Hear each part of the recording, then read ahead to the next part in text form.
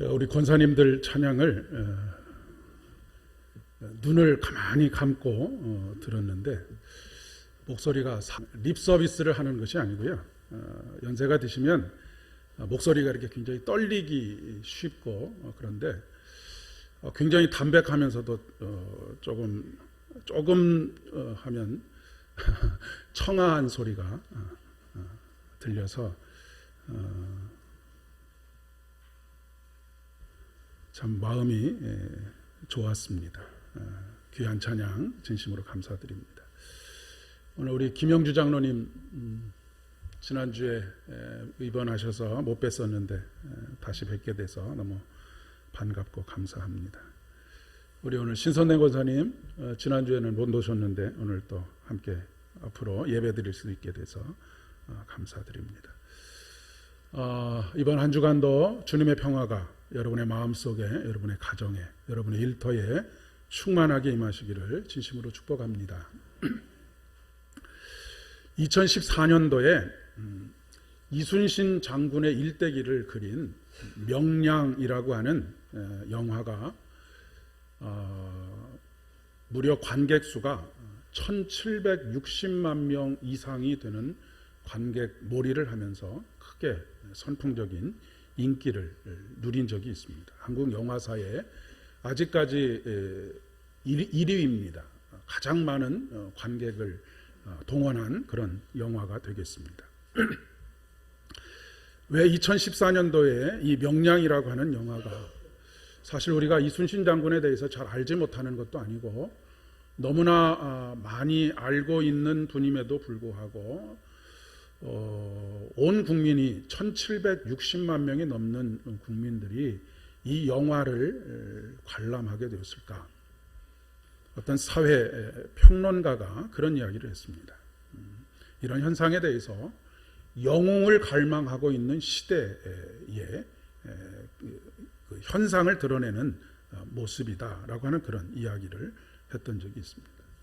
그만큼 그때가 우리나라가 굉장히 어려운 시기였다라고 하는 것을 이야기하고 있고, 그런 어떤 영웅을 갈망할 수밖에 없는 시대적인 상황에 있었다라고 하는 것을 이야기해주고 있는 것이죠. 난세에 영웅이 난다라고 하는 말이 있지 않습니까? 어려운 시기일수록 사람들의 마음속에는 영웅에 대한 갈망이 있습니다. 오늘날 과학이 발달하고 인공지능이 우리의 삶에 가까이 왔다라고 할지라도 우리 마음속 깊은 곳에는 영웅에 대한 갈망이 있습니다. 이런 인간의 심리를 가장 잘 이용하고 있는 사람들이 누구냐면 헐리우드에서, 미국의 헐리우드에서 영화를 만드는 사람들이다라고 그렇게 이야기를 할 수가 있겠습니다.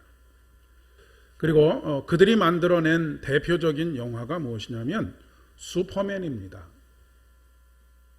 지구를 구하는 슈퍼맨, 지구 멸망의 위기 속에서 지구를 구해내는 영웅으로서의 슈퍼맨. 배트맨, 스파이더맨, 원더우먼, 인크레더블, 로보캅, 어벤져스, 아이들은 이 이야기만 들으면 막 흥분하고 할 그런 그 영웅들의 이야기들이 헐리우드를 통해서 수도 없이 만들어집니다. 그리고 은연중에 그 중심에 누가 있느냐면 미국이라고 하는 나라가 자리하고 있고, 또 그 중심에는 백인이라고 하는 인종이 자리 잡고 있다라고 하는 것을 전 세계 사람들에게 끊임없이 세뇌를 시키고 있는 그런 모습입니다. 사람들은 너무나도 자연스럽게 이런 사실들을 받아들이고 믿습니다. 우리나라는 더욱 그런 것이 아닐까 싶습니다. 조금 심하게 이야기하면 오늘 말씀의 제목이 임마누엘입니다. 임마누엘이라고 하는 것은 임마누하고 플러스 엘입니다. 엘은 하나님을 의미하는 것이고요. 하나님이 임마누, 우리와 함께 하신다라고 하는 말이 임마누엘인데, 우리나라 사람들의 그 머릿속에 각인되어 있는 것은 조금 심하게 이야기하면 임마누 미국이라고 하는 그런 어떤 하나의 신념, 신앙이 우리 안에 자리 잡고 있는 것은 아닐까 싶습니다. 전부가 그런 것은 아니지만 어찌 보면 현실적으로 하나님을 신뢰하는 것보다 미국을 더 신뢰하고 있지 않은가라고 하는 생각이 들어질 때가 있습니다. 오늘 이사야 7장 10절에서 16절까지의 말씀 속에서 하나님께서 아하스 왕에게 주변의 모든 나라들의 계획을 내가 패하고 또 너희들을 지킬 것이며 너희들을 구하여 줄 것이니 나에게 징조를 구하라 라고 말씀하시는, 그리고 아수르에게 의존하지 말고 오직 나만 의지해라 라고 하는 이 말씀을 하고 계시는데, 만약 하나님께서 오늘 우리들에게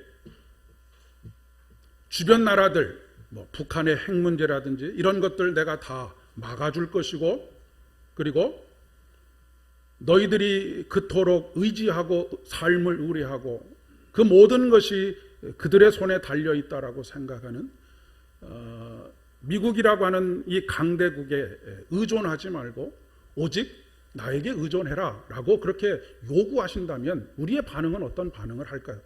이런 상상을 해보게 되었습니다. 군사력에 의한, 국력에 의한 평화의 유지, 이것은 성경이 말하고 있는 평화가 아닙니다. 성경이 말하고 있는 평화는 팍스 로마나, 로마의 힘과 국력과 군사력으로 모든 세계를 전쟁이 없는 그런 시대를 만들었던 그 나라와 같이 팍스 아메리카, 미국의 군사력과 미국의 국력으로 인해서 전쟁을 억제하고 평화를 이루어가는 것, 이것을 성경은 성경적인 평화라고 말하지 않는다라고 하는 사실입니다. 그들이 제공하는 평화는 성경적인 평화가 아니라고 하는 것을 성경은 끊임없이 말하고 있습니다.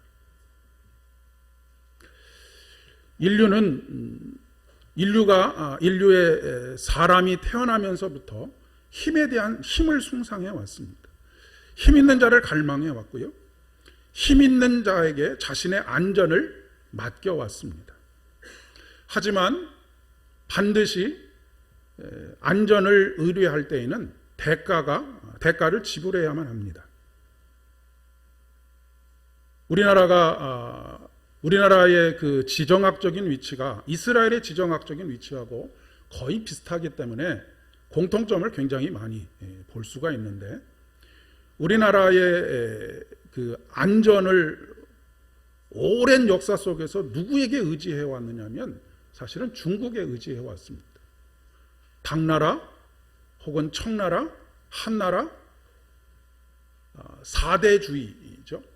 무슨 관계 속에서 우리가 그들의 그 군사력과 국력의 보호를 받았느냐면 그들은 군신의 관계입니다. 그들이 왕이고 우리는 신하의 관계, 이런 대가를 치렀던 것이죠.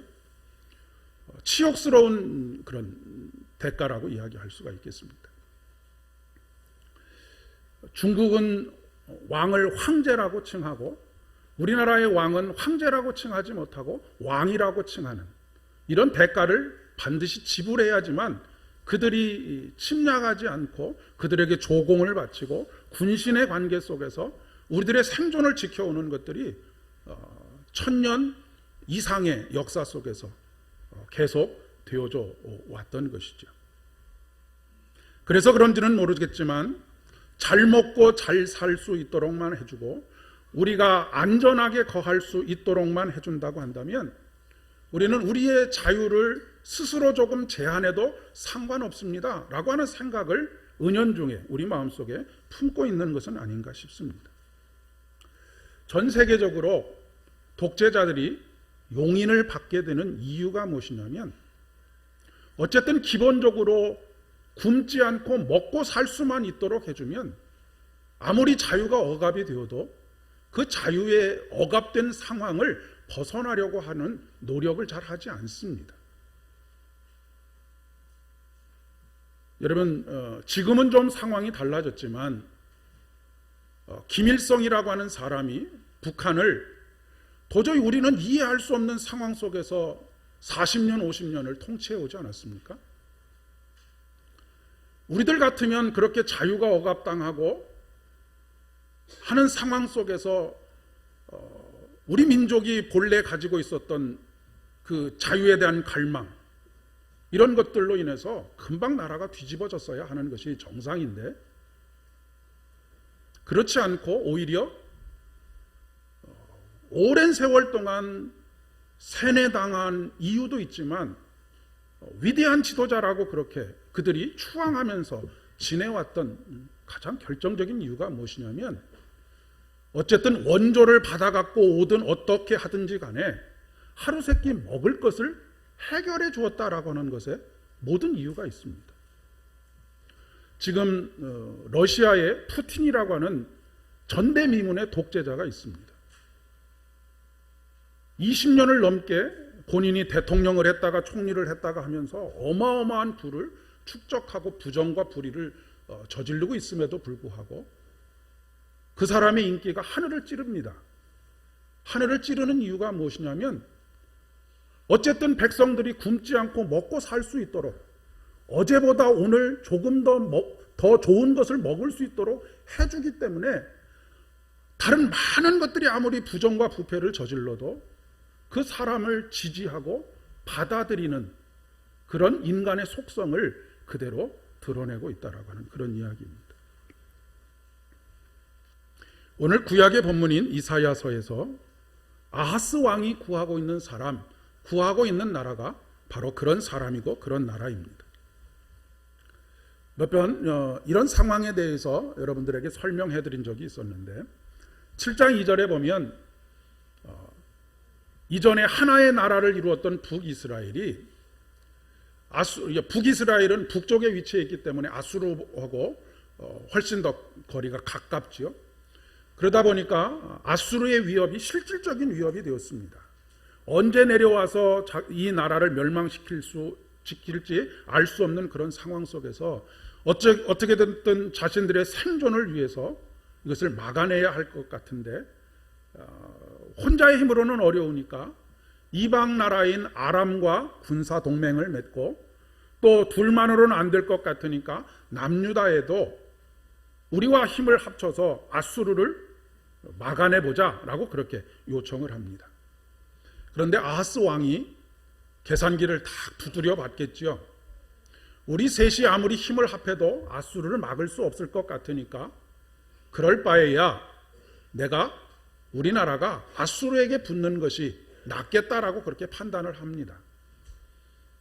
그리고 나서 이제 동맹을 거절하니까 북이스라엘과 아람이 남유다를 침공해 들어오려고 하게 되는 것이죠. 왜냐하면 만약에 아수르가 밀고 내려왔을 때 아수르하고 전쟁을 치르는 것도 힘이 버거울 판인데, 만약 옆 나라인 남유다가 아수르하고 힘을 합쳐가지고 이 북이스라엘과 아람 군대를 함께 공격하게 되면 정말로 속수무책일 상황이 되어 버릴 것이 뻔하기 때문에 북이스라엘과 아람이 동맹을 해서 남유다를 이제 침공하기 위해서 오게 된 것입니다. 그 소식을 듣고 오늘 말씀해 보니까 왕과 백성들의 마음이 두려움에 떨고 있다라고 그렇게 기록하고 있습니다. 이런 상황을 잘 알고 계시는 하나님께서 이사야 선지자를 통해서 오늘 4절의 말씀에 이렇게 말씀하십니다. 얘들아, 두려워하지 말아라. 낙심하지 말아라.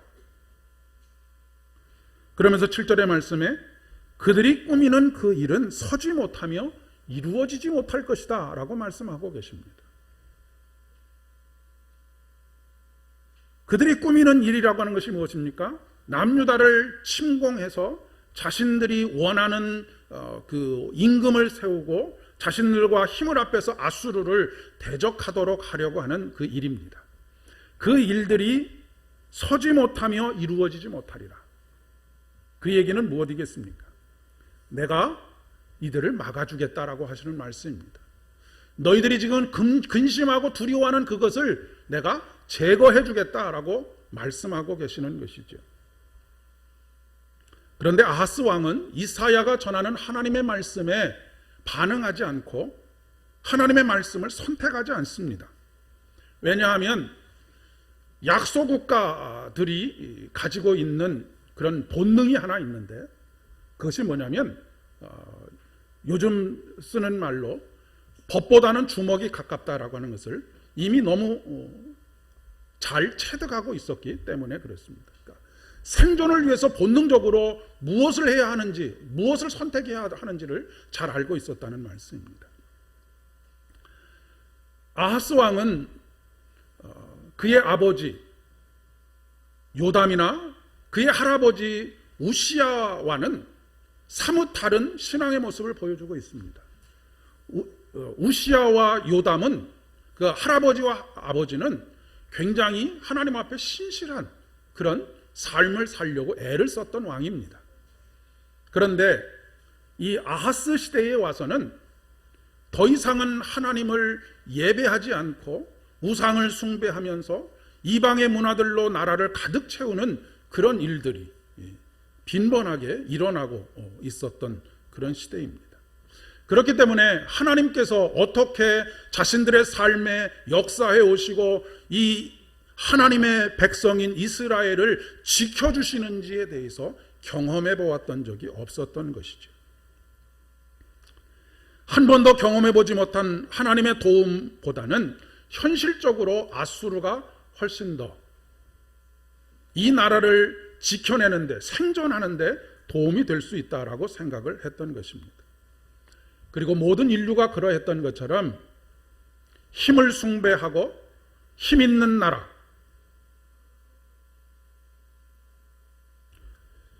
이 아하스 왕이 아수르에게 그렇게 마음을 빼앗긴 이유가 무엇이냐면, 이 고대 사회 사람들이 가지고 있었던 정신세계, 신앙세계, 그리고 세계관, 신관, 이런 것들과 밀접한 관계가 있습니다.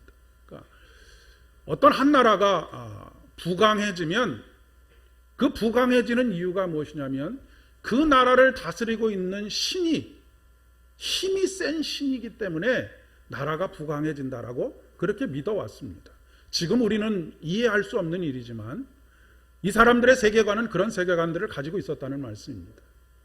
그리고 나라가 쇠퇴해지면 자기들이 섬기고 있던 신이 힘이 나약해져서 나라가 쇠퇴해져 간다라고 그렇게 믿어왔었던 것입니다. 그러니까 아하스 왕이 괜히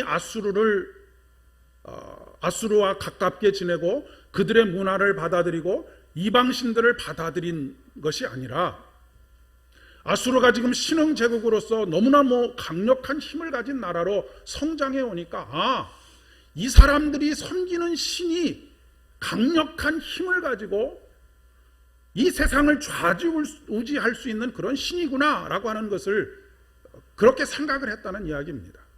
그리고 적극적으로 받아들여서 우리나라도 이런 나라가 되었으면 좋겠다라고 하는 생각을 가지게 되었던 것입니다. 아수르와 동맹을 맺는다라고 하는 것은 이미 그들의 신까지를 받아들이겠다라고 하는 그런 결단이 있었다라고 하는 것이죠. 나라와 나라 간의 전쟁도 마찬가지입니다. 만약 한 나라와 한 나라가 전쟁에 붙어서 한 나라는 패하고 한 나라는 승리하지 않겠습니까? 그러면 고대 사회는 어떻게 했느냐면 그냥 나라가 멸망당하는 것으로 끝나는 것이 아니라 패망한 나라는 자신들의 신이 승리한 나라의 신에게 졌기 때문에 자신들은 그동안 자기들이 섬기고 있었던 신을 버리고 승리한 나라의 신을 섬기는 것을 너무나 아무렇지도 않게 신을 바꾸는 것입니다.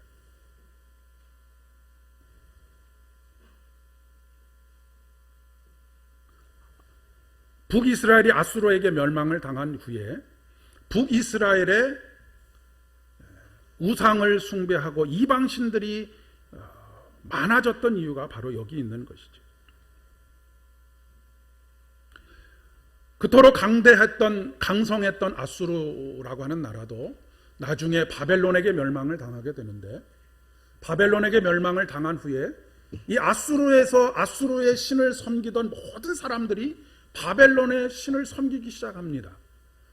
또 바벨론은 페르시아에게 멸망을 당하게 되는데, 바벨론의 벨이라고 하는 신을 섬기던 바벨론 사람들이 페르시아에 멸망을 당한 후에 페르시아의 신을 섬기게 됩니다. 이런 역사의 반복들이 계속되고 있는 것이죠. 그것이 말해주고 있는 것이 뭐냐면, 제가 앞서서 말씀드렸던 힘을 숭배하는, 힘 있는 자를 늘 추종하는, 나에게 이익을 가져다 줄 수 있고 내 생존을 보장해 줄 수 있다라고 생각하는 그것을 끊임없이 찾아 헤매고 있는 것이 인생이라고 하는 말씀입니다.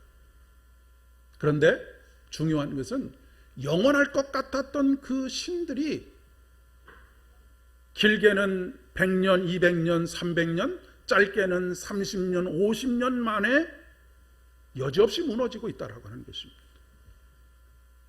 세상의 이방의 신들은 한시적이고 영원한 것이 없으며, 어느 한순간에는 자기들을 지켜주는 것 같지만 결국 무엇인가 더 큰 힘을 경험하게 되면 여지없이 무너지는 그런 신이라고 하는 것이죠.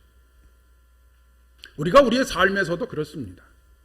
우리의 삶에서도 이것이 내 안전을 지켜줄 수 있을 것 같고, 이것이 나의 이익을 담보해 줄 수 있을 것 같아서 여기에 마음을 빼앗기고 여기에 시간을 쏟고 정열을 쏟아붓지만, 그런 것들이 영원한 것은 세상에 존재하지 않습니다.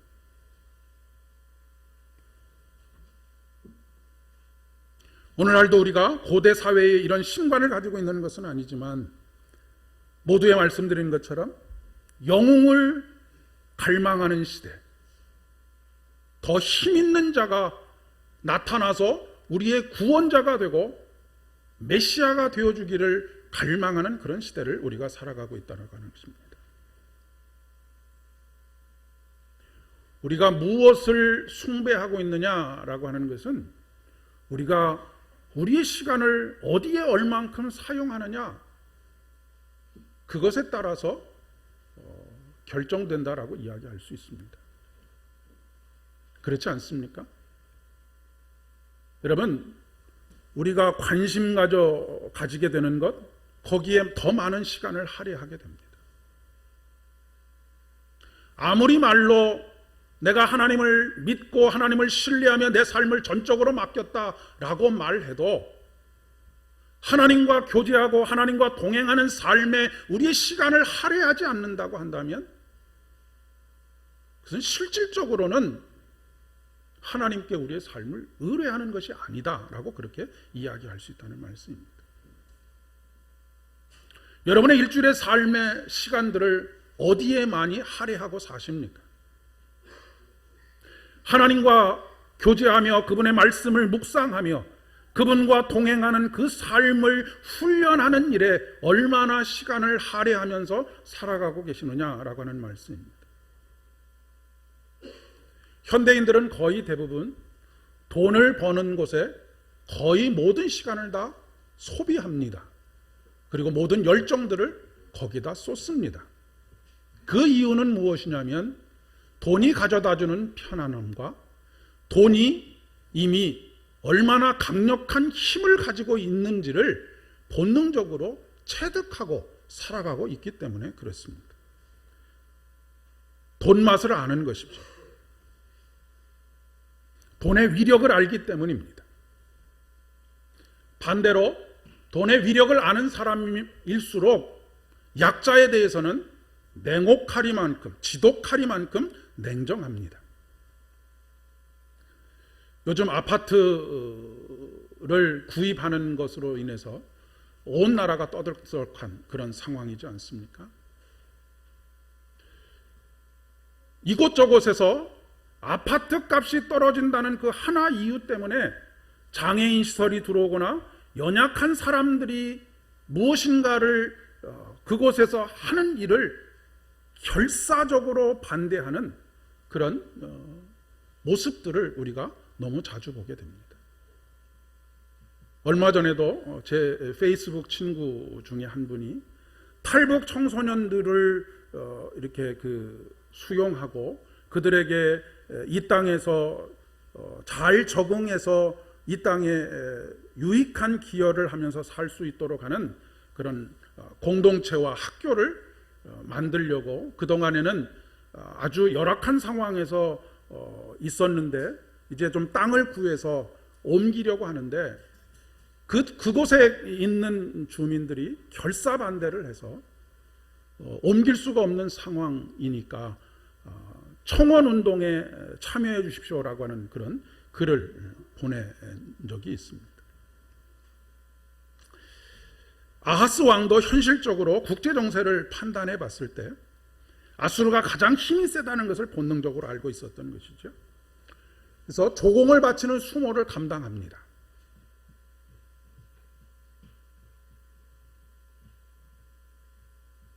그러자 이사야 선지자를 통해서 하나님께서 한 가지 제안을 하십니다. 야, 네 눈에 현실적으로 아수르가 그토록 커 보이냐? 그토록 세 보이냐? 그렇다면 나도 너에게 힘을 보여주마. 나에게 징조를 구해라. 오늘 이제 말씀에 기록되어 있는 그대로입니다. 징조를 구해라. 어떤 징조를 구하라고 말씀하시냐면 저 깊은 곳 수월에 있는 것이든지 저 위에 높은 것에 있는 것이든지 무엇이든지 보여달라고 해라 라고 그렇게 말씀하십니다. 저 깊은 곳 수월에 있는 것이라고 하는 것은 지진을 의미하는 것이고요, 저 높은 곳 위에 있는 것, 그것은 무엇을 의미하는 것이냐면 천둥과 번개를 의미하는 것입니다. 이 고대 사회 사람들에게 있어서 지진과 천둥과 번개는 힘의 상징입니다.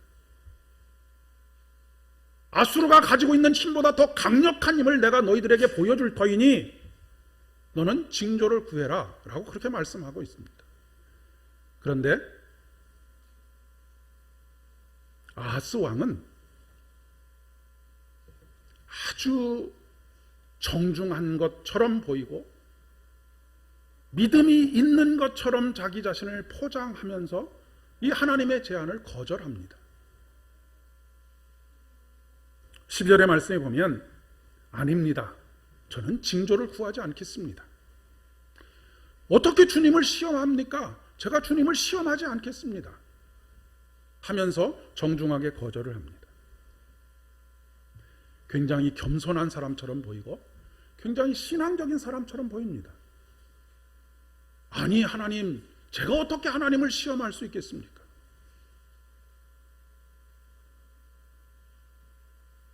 입으로는 늘 신앙을 이야기하지만 현실에서는 전혀 신앙이 작동하지 않는 사람들의 전형적인 모습입니다. 사도 바울은 이런 모습을 경건의 모습은 있으되 경건의 능력을 상실한 사람이다 라고 이야기하고 있습니다. 그런데 역설적으로 하나님께서는 아무런 징조도 구하지 않겠다고 거절하는 아하스 왕에게 하나님께서 징조를 나타내 보이시겠다고 약속을 하십니다. 그 징조가 뭐냐면 바로 오늘 7장 14절에 있는 말씀입니다. 주께서 친히 너희에게 주실 것이라, 징조를 너희에게 주실 것이라. 보라, 처녀가 잉태하여 아들을 낳을 것이요 그의 이름을 임마누엘이라 하리라.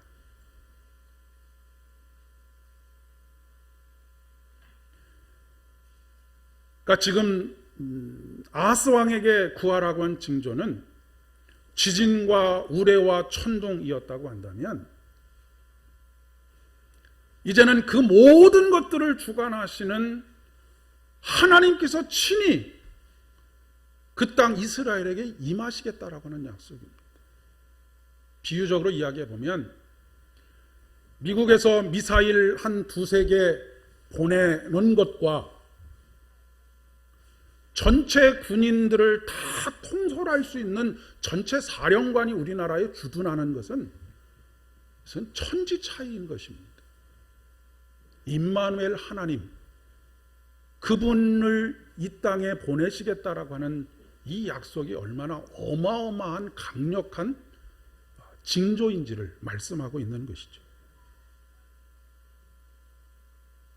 하늘 위에 계시는 하나님께서 이제는 아예 이 땅에 오셔서 함께 거하시면서 우리의 모든 발걸음을 인도하시고 모든 삶의 자리에서 하나님의 역사를 이루어 가시겠다라고 하는 말씀입니다. 이름은 그 사람의 정체성을 나타냅니다. 임마누엘. 여러분, 애들끼리, 초등학생들끼리 아니면 유치원생들끼리 서로 싸움을 하다가 아빠가 오면 게임이 끝납니다. 그렇죠? 더 이상 싸움이 되지를 못하는 것이죠. 그것하고 똑같습니다. 아무리 이 세상에서 서로 치고받고 싸우고 그것을 위해서 상처를 받고 해도 만군의 주이시고 모든 사람들의 아버지가 되시는 하나님께서 이 땅에 오시면 그 모든 싸움은 종식이 되는 것입니다. 그래서 임마누엘로 이 땅에 오시는 예수 그리스도께서 이 땅에 평화의 왕으로 임하시는 것입니다. 힘으로 눌러서 서로 싸우지 못하게 하는 것이 아니라 절대 평화를 이 땅에 선물하시기 위해서 임마누엘 하나님께서 이 땅에 오신다는 말씀입니다. 그분은 항상 우리 곁에 계시는 하나님이십니다. 우리 곁을 떠나지 않으시는 하나님이십니다.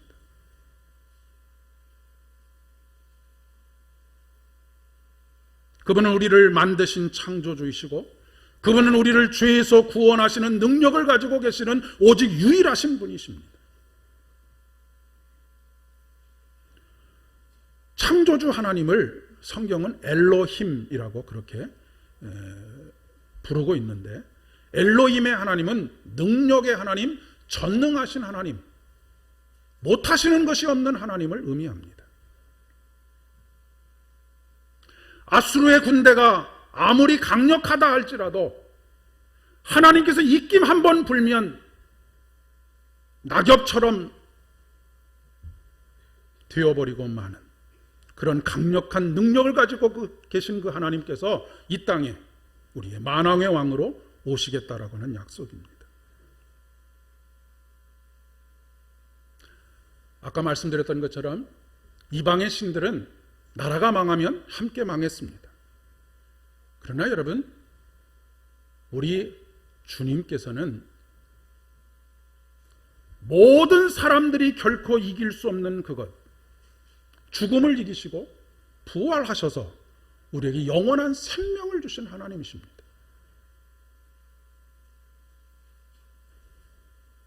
이방의 신들은 한 시대를 풍미하는 그런 신들이었다라고 한다면, 하나님은 한 시대를 풍미하는 하나님이 아니고 시간의 제약을 받으시는 하나님이 아니시고 영원에 이르기까지 우리를 보호하시고 인도하시고 우리에게 생명을 주시는 하나님이시라고 하는 말씀입니다. 그렇게 약속된 임마누엘의 예수님께서 오늘 마태복음 1장의 본문에서 요셉에게 알려졌고 마침내 이 세상에 오셨습니다. 그 예수님은 다윗의 혈통을 통해서 이 땅에 오셨습니다. 여인의 몸을 통해서 이 땅에 오셨습니다.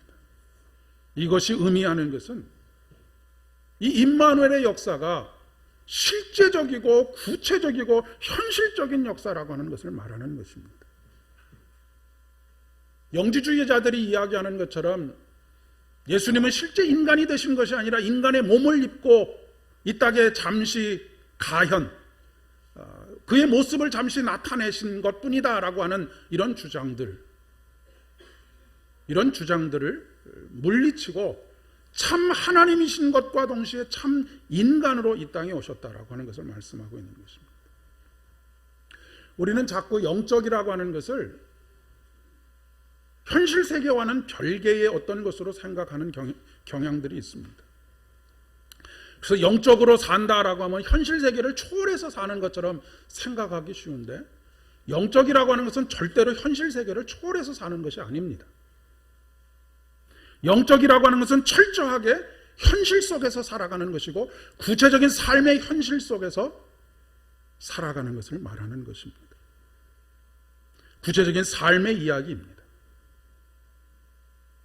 그렇기 때문에 신앙의 이야기가 구체적으로 우리의 삶 속으로 꿰뚫고 들어오는 것, 그런 신앙의 삶이 바로 임마누엘의 신앙입니다.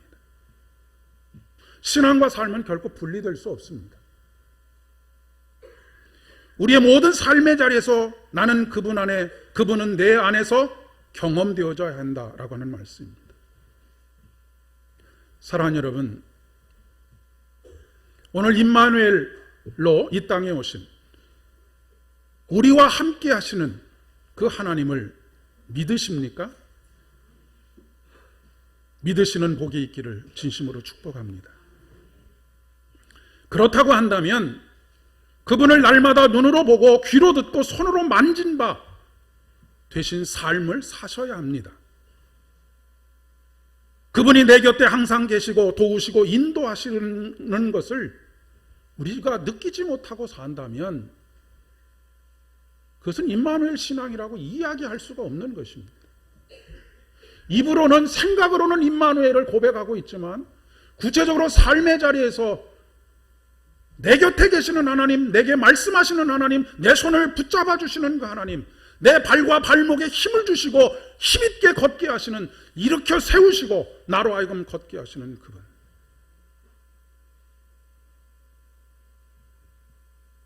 임마누엘 신앙은 들어서 하는 것이 아니고 실제적으로 삶에서 경험하면서 살아가는 것입니다.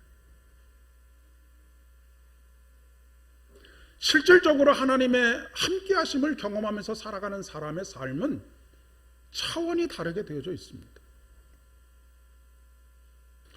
여러분은 믿음을 가지고 사시는 분이십니까? 아니면 믿음으로 사시는 분이십니까? 비유를 해보자면 믿음을 가지고 살아가는 사람은 칼을 칼집에 꽂고 살아가는 사람이라고 이야기할 수 있겠고요. 믿음으로 살아가는 사람은 칼집에 꽂혀 있는 칼을 빼서 그 칼이 성령의 검으로 우리 안에 현실적으로 경험되어지는 모든 장애들과 그리고 어려움들과 극복해야 할 것들을 그 성령의 검으로 헤쳐나가는, 극복해가는 그런 삶을 살아가는 것이다 라고 이야기할 수 있습니다. 우리는 믿음을 가지셨습니까? 라고 물으면 예라고 쉽게 대답할 수 있지만 믿음으로 살고 계십니까? 라고 물으면 대답하기가 참 어렵습니다.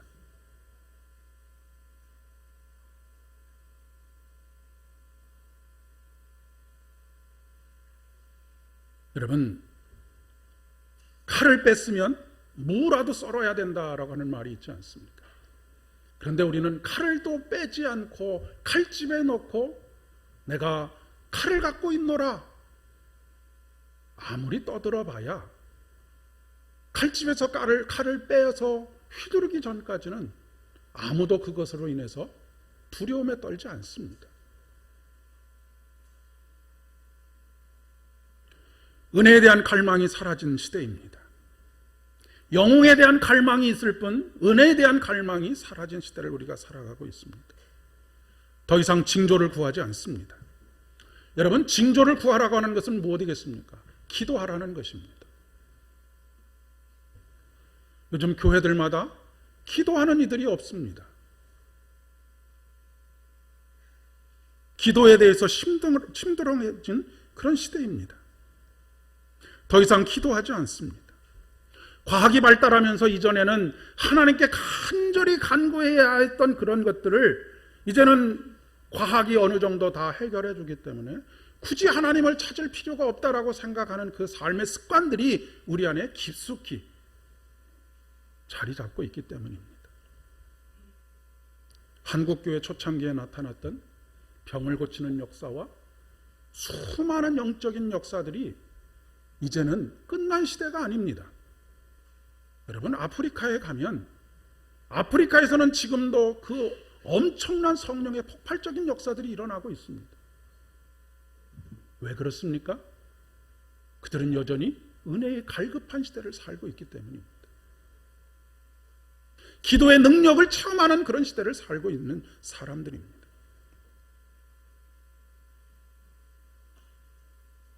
제가 어렸을 때만 해도 철야 기도를 엄청난 분들이 금요일마다 저희들은 이제 중학교 때, 고등학교 때 저희들끼리 모여서 철야 기도를 하면서 그렇게 보냈던 기억들이 있는데요. 요즘은 철야 기도는 고사하고 심야 기도 1시간도 시간을 할애하지 않습니다. 새벽마다 주를 향하여서 나와 기도하던 발걸음들도 뚝 끊어져 버린 그런 시대를 살아가고 있습니다. 아하스 왕이 정중하게 거절하는 것과 같은 이유들을 대면서 말입니다. 근데 여러분, 놀라운 것은 이스라엘은 기원전 587년에 바벨론에게 멸망을 당했음에도 불구하고 자신들의 신인 여호와 하나님을 믿는 신앙을 버리지 않았다라고 하는 것입니다. 바벨론의 포로로 잡혀갔음에도 불구하고 그곳에서 회당을 만들고 그곳에서 하나님을 예배하며 그곳에서 율법을 배우고 언제 다시 하나님께서 약속하신 포로 귀환의 날을 우리가 맞이할 수 있을까를 날마다 갈망하며 그 신앙을 버리지 않고 바벨론의 신들을 따르지 않고 그곳에서도 하나님을 믿는 그 신앙의 삶을 살아갔습니다. 근데 정확하게 말하면 그들이 여호와 신앙을 버리지 않은 것이 아니라 하나님께서 이스라엘에 남겨진 자들을 통해서 그 거룩한 여호와 신앙을 계속해서 신앙의 유산으로 전해주고 전해주는 그런 삶을 살아갈 수 있도록 해주셨다라고 그렇게 이야기할 수 있겠습니다. 사랑하는 여러분, 우시아와 요담이 그토록 하나님 앞에 온전하게 서려고 몸부림치던 그것이 그 손자 아들 아하스 왕에게 와서 완전히 무너지는 것을 경험하는 것처럼 오늘 우리가 지나온 세월 동안 얼마나 열정적으로 하나님을 믿고 따르며 하나님 안에서 살아왔느냐 하는 것과는 별개로 우리의 자녀들의 신앙이 여전히 하나님을 버리지 아니하는 신앙의 길 위에 서 있다는 것을 누가 장담할 수 있겠습니까?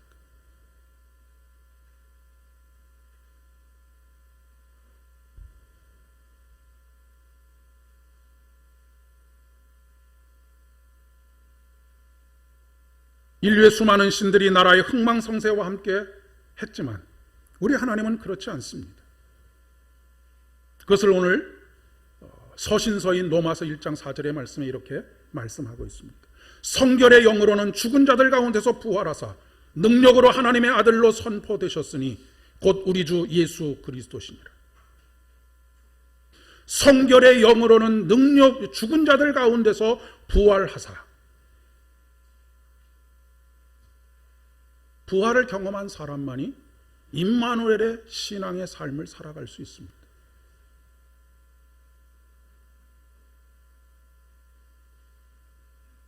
부활하신 예수님께서 세상 끝날 때까지 내가 너를 떠나지 않고 너와 함께 하시겠다고 약속하셨습니다.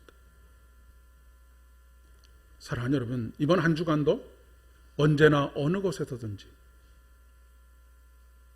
여러분이 의지할 만한 것들을 찾아 헤매는 어리석은 인생, 그렇게 시간을 낭비하는 인생 되지 마시고 우리 곁에 임마누엘로 함께 하시는 그분을 눈으로 보고 귀로 듣고 손으로 만진 바 되어 그분의 손을 붙잡고 함께 동행하는 발걸음, 그분께서 두려워하지 말아라, 낙심하지 말아라, 좌절하지 말아라, 절망하지 말아라 라고 말씀하시는 그 말씀에 따라 내게 징조를 구하라 할 때 기도하시고 그 기도를 통해서 하나님의 역사를 날마다 경험하시고 여러분의 삶의 자리에서 약속하신 하나님의 약속의 말씀들이 기도를 통하여서 온전히 이루어지는 참으로 복 있는 삶을 살아가실 수 있기를 진심으로 축복합니다. 기도하겠습니다. 참 좋으신 아버지 하나님, 우리의 불신앙을 용서하여 주시옵소서. 경건의 모습은 있는데 경건의 능력을 상실해버린 우리 자신의 모습을 주님 앞에 아뢰오니 주님, 우리를 다시금 부활의 주님을 경험하게 하시고 그 생명의 주님께서 언제나 우리 곁에 계시는 것을 매일매일 경험하면서 살아갈 수 있도록 은혜를 더하여 주시기를 간절히 소망합니다. 하나님, 세상의 힘과 능력을 갈망하는 시대 속에서 우리 그리스도인들도 영웅을 기다리고 있는 그런 때에 우리로 하여금 하나님께서 우리에게 베푸시는 징조를 구하라고 말씀하시는 것처럼 더욱더 기도하는 삶 되게 하시고 아버지 하나님 앞에 나와 무릎 꿇는 삶 되게 하시고 그 기도로 말미암아 하나님의 놀라우신 은혜가 우리 안에 폭포수와 같이 쏟아지는 귀한 믿음의 여정 되어질 수 있도록 은혜를 더하여 주시옵소서. 예수님의 이름으로 기도드립니다. 아멘.